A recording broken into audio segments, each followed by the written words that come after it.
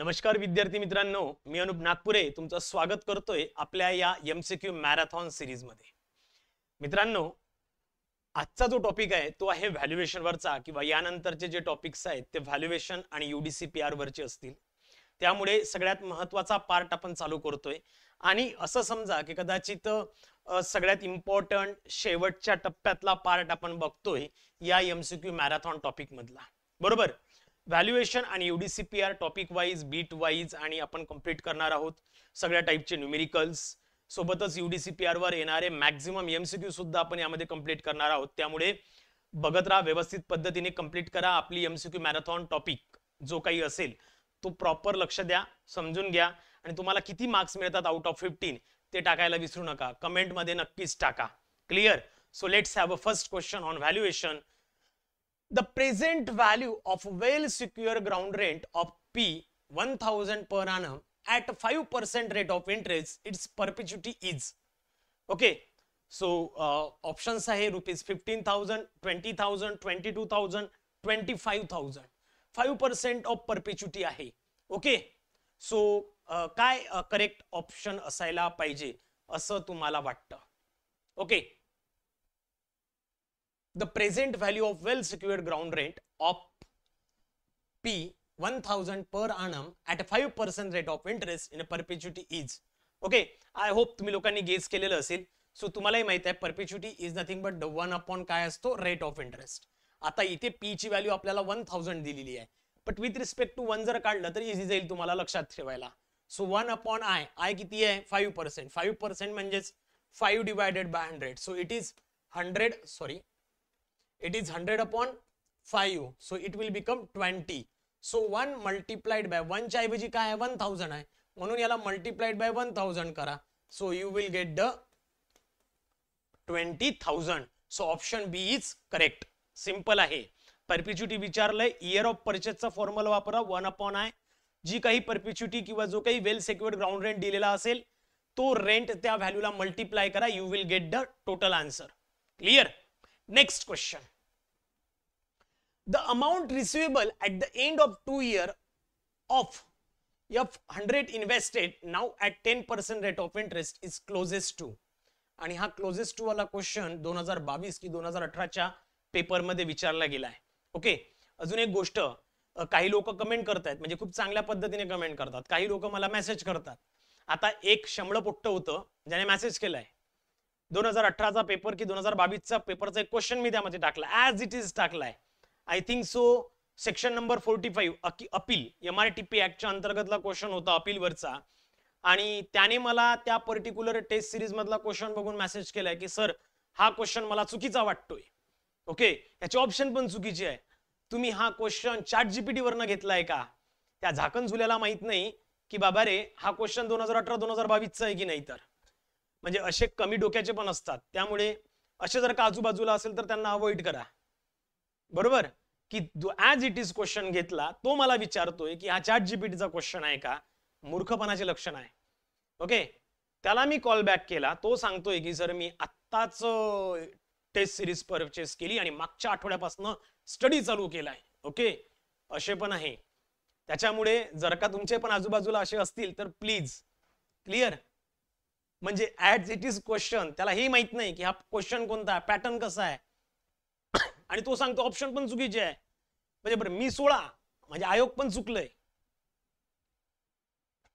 The amount receivable at the end of 2 years, 2 वर्षानंतर आपल्याला calculate करायचं आहे। रेट ऑफ इंटरेस्ट 10 आहे, ओके, आणि टोटल इन्व्हेस्टमेंट 100 रुपीज आहे। ओके, म्हणजेच काय फ्युचर व्हॅल्यू विचारली आहे, इन शॉर्ट काय सांगायचंय, फ्युचर व्हॅल्यू विचारली आहे। जर का फ्युचर व्हॅल्यू तुम्हाला जर कॅल्क्युलेट करायची असेल तर तुम्हाला माहित आहे future value is equals to P into 1 upon I raised to the power n. So future value, present value आहे 100 रुपीज, इन्व्हेस्टेड आहे 1 प्लस I आहे आपल्याकडे 10% म्हणजे 0.1, n आहे 2, सो 100 इथे 1.1 आणि 11चा वर्ग 121 म्हणजे 100 into 1.21 म्हणजेच झालाय 121 च्या ऑलमोस्ट जवळपास, बरोबर आहे की नाही।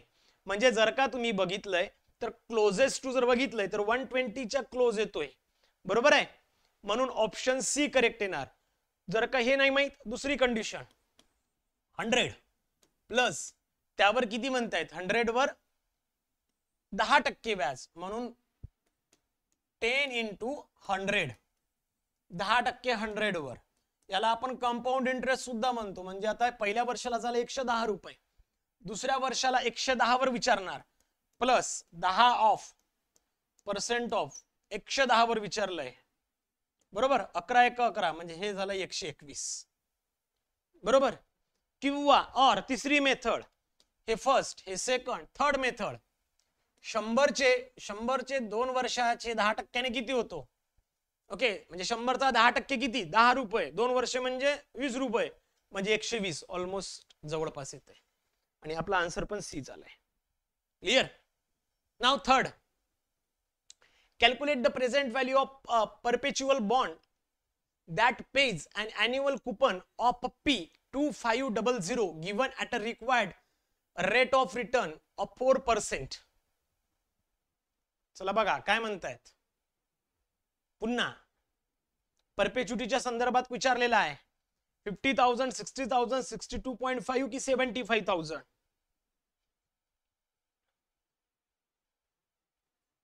काय म्हणतायत, 4% आहे, म्हणजे 1/I. पुन्हा so 1/4 divided by 100, so 100 divided by 4 that is 25 exactly, बरोबर आहे. 25 आणि 25 मल्टिप्लाइड बाय 2500, सो हे झालंय 625, त्यावर 2 0, 62500, बरोबर आहे. So option C correct. Clear आहे का. खूप सिंपल क्वेश्चन आहे, खूप सिंपल आहेत. Now next fourth, an initial investment of ₹100 is made at an annual interest rate of 3% compounded annually.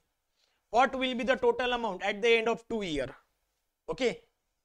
पुन्हा सेम फ्युचर व्हॅल्यू वर विचारलाय, कंपाऊंडेड म्हणून विचारलाय, कंपाऊंडेड अॅन्युअली वर विचारलाय क्वेश्चन, बरोबर आहे का. इनिशियली इन्व्हेस्टमेंट म्हणजे सुरुवातीला जी प्रेझेंट व्हॅल्यू इन्व्हेस्ट केली होती 100 रुपीज, 3% ऑफ इंटरेस्टने 2 वर्षासाठी. बघा ऑप्शन्स, 100 रुपयाला 3% म्हणजे किती, 3 रुपये, 2 वर्षाला किती होईल, 6 रुपये, म्हणजे 100 प्लस 6 म्हणजे 106च्या जवळपास काहीतरी आन्सर येणार, असं अप्रॉक्सिमेट आहे, बरोबर आहे, अप्रॉक्सिमेट. और दुसरी मेथड, और कितीवर, 100 रुपीज वर, म्हणून 100 प्लस किती, 3%, 3% किती, 100 वर, म्हणजे हे 2 कटले, उरले किती, 103. हे झालंय फर्स्ट इयरला. सेकंड इयरला 103 वर विचारणार, so 3 multiplied by 100 of 103. Okay. तर बघा हे किती होतं, 309, म्हणजे 103 प्लस 309 डिवायडेड बाय 100 किती होते, 103 plus 3.09 that is 106.09. Second method आलं का answer. Third method, future value calculate करायची. Future value, present value 100, 1 plus rate of interest आहे 3 म्हणजे 0.03 रेस टू द पॉवर 2 वर्षासाठी. हा 100 ॲज इट इज, हा झाला 1.03 म्हणजे 103 चा वर्ग करा, सिंपल आहे. किती होतं, 309, 306 सॉरी 106, 4 वर 1 2 3 4 हे येणार, म्हणजेच किती, 100 multiplied by 1.0609, so 106.09. Clear. Answer A correct, answer A correct.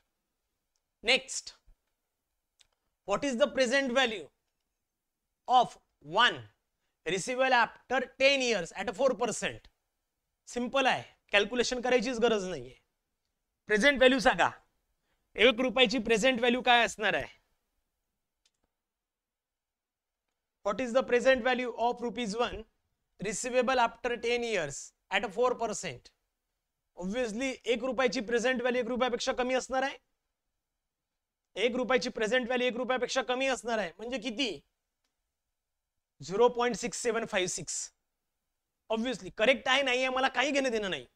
हे आहे की नाही ते मला माहित नाही, पण बाकी व्हॅल्यू 1 रुपयापेक्षा मोठी आहे म्हणजे ऑब्व्हियसली ही येणारच नाही. उरली कोणती एकच व्हॅल्यू, ऑब्व्हियसली ती आन्सर करेक्ट असणार आहे. बरोबर. Next question number 6. Value of a building which has outlived its useful span of life and has become useless is the, त्याला काय म्हणतात? Salvage value, book value, junk value, replacement value. चला question number 6. A value of a building which has outlived its useful span and become is useless. Useless जर होत असेल तर त्यालाच काय म्हणतो? Scrap value. त्याला काय म्हणतो? Scrap value. स्क्रॅप व्हॅल्यू नाही आहे ऑप्शन मध्ये. स्क्रॅप व्हॅल्यूला दुसरं कोणतं व्हॅल्यू म्हणतात? Junk value. त्यालाच काय म्हणतात? Junk value. लक्षात ठेवायचं, स्क्रॅप व्हॅल्यू म्हणजे जंक व्हॅल्यू. 6 ला C correct.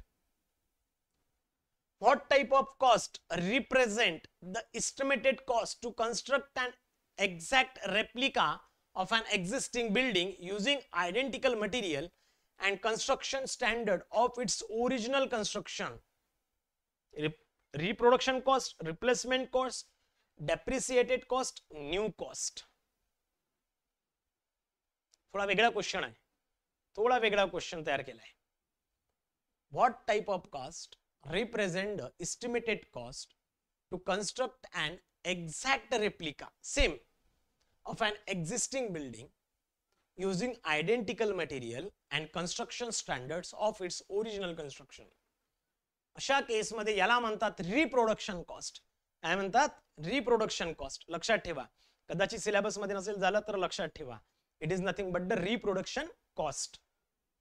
Next, rent fixed or permissible under the provision of law is called as, त्यालाच काय म्हणतात?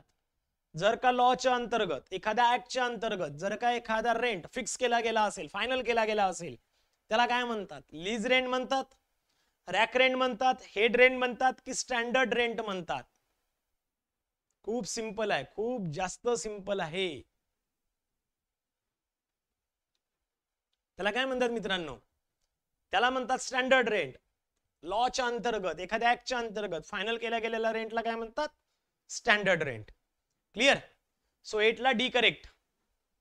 9. What will be the future value? पुन्हा फ्युचर व्हॅल्यू विचारली. Of ₹1 after 5 year 10 compounded annually 10% of इंटरेस्टने किती होणार?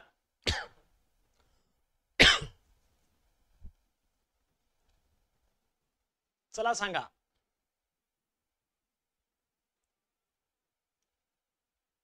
करा, पटकन विचार करा. ओके, चला मग. हा, फ्युचर व्हॅल्यू कॅल्क्युलेट करायचंय. 1 in 1 प्लस आय.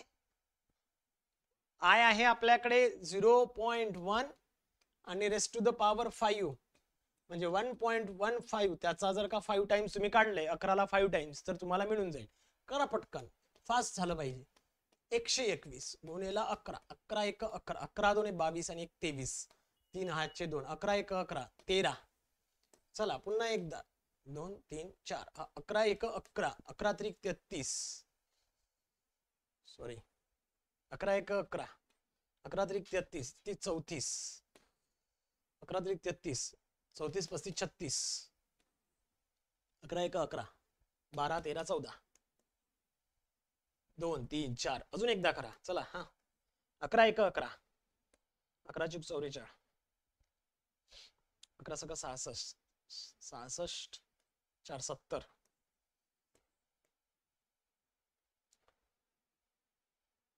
11 1 11, 11 सॉरी काहीतरी चुकलंय आपल्या ना. अरे अरे सॉरी सॉरी सॉरी सॉरी, असं का बरं होत आहे?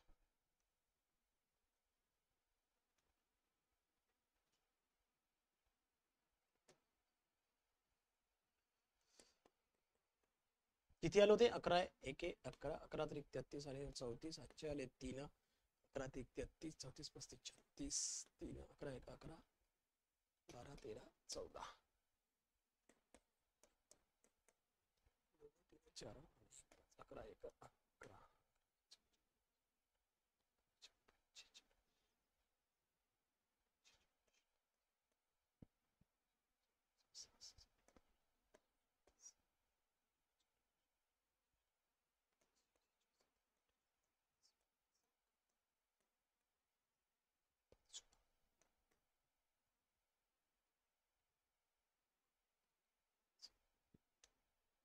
बरोबर आहे का? 1.6105 1.6105 1.6105 9 ला बी बरोबर, 9 ला बी बरोबर. Next 10. If ₹1 invested at 8% rate of interest compounded annually, what will its value after 2 years? Compounded annually म्हणजे ऑब्व्हियसली पुन्हा फ्युचर व्हॅल्यू विचारली आहे. तेच ते क्वेश्चन आहे. फ्युचर व्हॅल्यू आले. सांगा पटकन, आता तुम्ही सांगा answer. Future value, come on fast.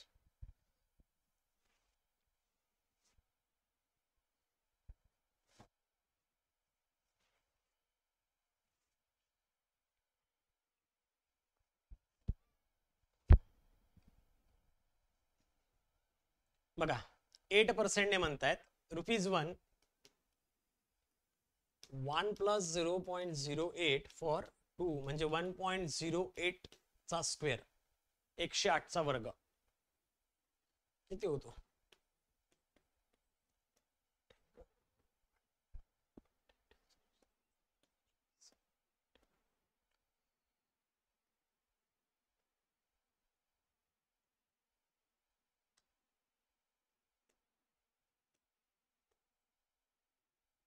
सांगा पटकन. Come on fast. Obviously it should be 1.16. 1.16. Clear? So 10 la A correct. Now 11. If the year purchase YP is 12.5, then the return of perpetuity is. पुन्हा simple. हा question विचारला गेलाय, पेपरचा question आहे हा, बरोबर आहे. सो 1/I म्हणजेच 1/12.5%, दॅट इज 100/12.5, दॅट इज 8%. बरोबर आहे, that is 8%. This is D. 11 ला डी करेक्ट. करेक्ट. नेक्स्ट 12.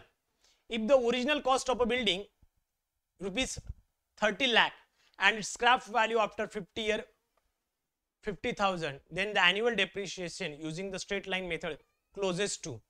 सांगा पटकन. Which is closest to. किती होते? बरोबर आहे. स्ट्रेट लाईन मेथडचा फॉर्म्युला काय? Original cost minus scrap value divided by number of year. So original cost आहे 30 lakh minus 50,000 divided by number of year 50. So obviously हे येणार आहे 29,50,000 डिवायडेड बाय 50. हा एक गेलाय. किती होते बघा? 5 5 25, 4 आणि 5 5 9 45. सिंपल. बरोबर आहे. 59,000. So it is about the 59,000. Clear? So म्हणून A correct. Next. Presuming an interest rate 10%, net present value ₹100 receivable at the end of 2 years from now is closest to. Presuming an interest rate 10%, net present value of ₹100. net present value विचारलाय, P विचारलाय. That is हा formula पण वापरला तरी चालेल. P म्हणजेच P in bracket 1 + I raised to the power n. So future value receivable 100 आहे. Present value आपल्याला कॅल्क्युलेट करायचे 1 आणि rate of interest 0.1 raised to the power 2 year म्हणजे 2 म्हणजे 100 डिवायडेड बाय 1.21. बरोबर आहे की नाही? क्लियर? Yes or no? चला सांगा पटकन.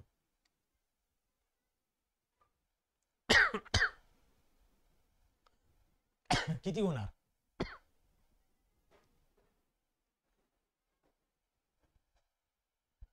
जर का केलं तर हे होणार. ओके 8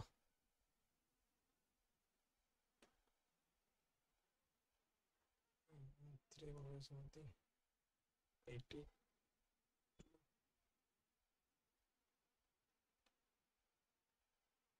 82 पॉइंट समथिंग येते. 82 पॉइंट समथिंग येते म्हणजे 82 पॉइंट समथिंग म्हणजे 80 पण जवळ पण आहे, 85 पण जवळ पण आहे. चला दोन पैकी एक सांगा. 82 पॉइंट समथिंग येत आहे आन्सर. ओके, तुम्ही ट्राय करा तुमच्या पद्धतीने, इझी वे मेथडने. ऍक्च्युली हा पण तुमच्या पेपरचा प्रॉब्लेम आहे. सो आन्सर जे येतं ते येणार आहे 82.6 समथिंग आहे. पॉइंट नंतर 6, हो 82.6 म्हणजे obviously which is greater than the 82.5 म्हणजे मी याला 85 म्हणू शकतो. सो बी ला 85 correct. Clear.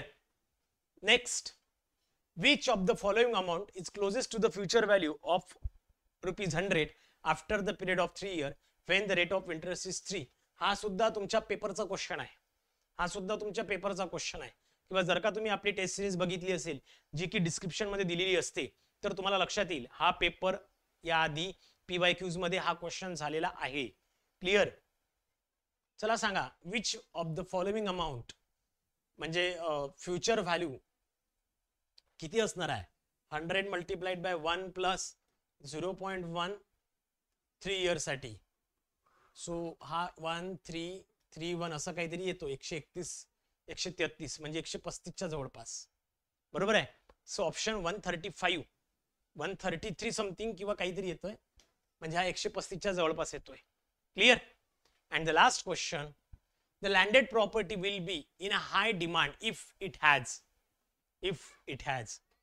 Okay. So landed प्रॉपर्टीच्या कंडिशन्स तुम्हाला झालेल्या होत्या किंवा झालेल्या असेल तर एकदा बघून घ्या, नसेल झाल्या तर प्रॉपर त्यातून गो थ्रू करा.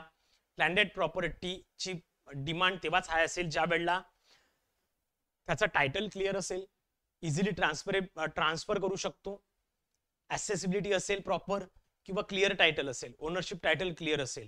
म्हणजे तिन्ही कंडिशन बरोबर बसतात, म्हणजे all of the above. Clear. चला तर मित्रांनो इथे थांबूया. भेटूया आपण आपल्या पुढच्या व्हिडिओमध्ये ज्यामध्ये UDCPR आणि व्हॅल्युएशन दोन्ही आपण अल्टरनेट घेणार आहोत. तोपर्यंत धन्यवाद. कमेंट करायला विसरू नका. Thank you so much.